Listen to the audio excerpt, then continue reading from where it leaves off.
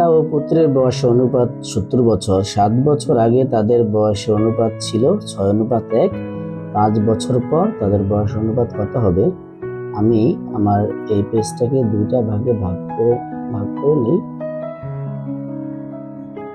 আচ্ছা, তো এই পাশে আমি লিখব, যেহেতু দুজনের বয়স সমষ্টি 70 বছর, তাহলে আমি ধরে নিই যে পিতার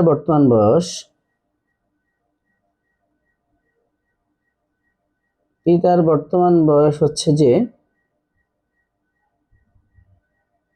x বছর, আর পুত্রের বর্তমান বয়স হচ্ছে y বছর। তাহলে তাদের বয়স সমষ্টি 70 বছর, ধরলাম তাদের বয়সের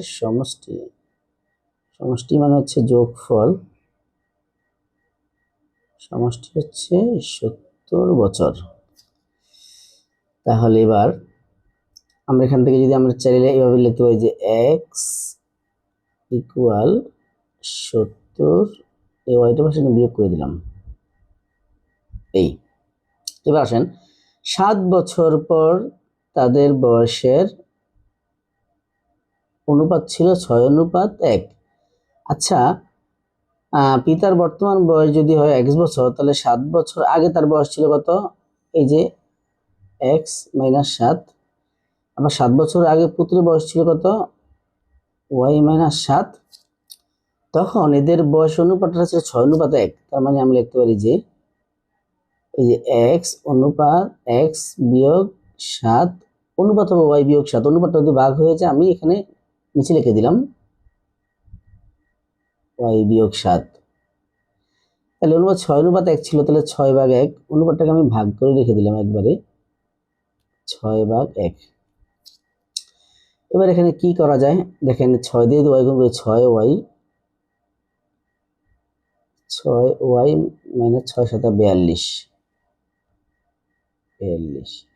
আর 1 দিয়ে গুণ করলে কি আছে? x - 7 আছে, x - 7। এখানে কিন্তু বা হবে, আমি যদিও বা দিচ্ছি না, বা হবে। এবার দেখেন, আমাদের কিন্তু একটা x এর মান আছে 70 - y। তাহলে এখানে যদি x এর মান 70 - y লিখি, এখানে আছে ধরেন 6y, ওই পাশে আমি কি আছে -7 আছে মনে করেন।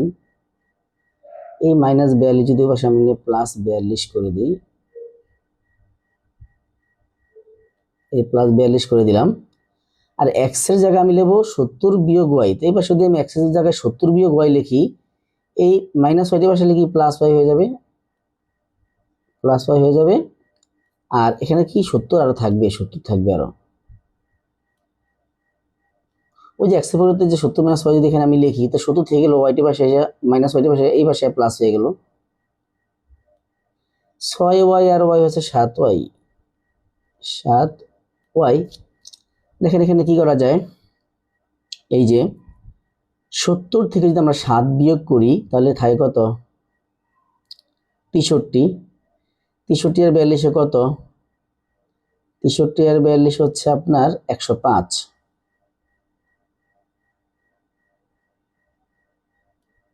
105। তো 7 দিয়ে 105কে ভাগ করি, y এর মান হয় 15। এর মান কত?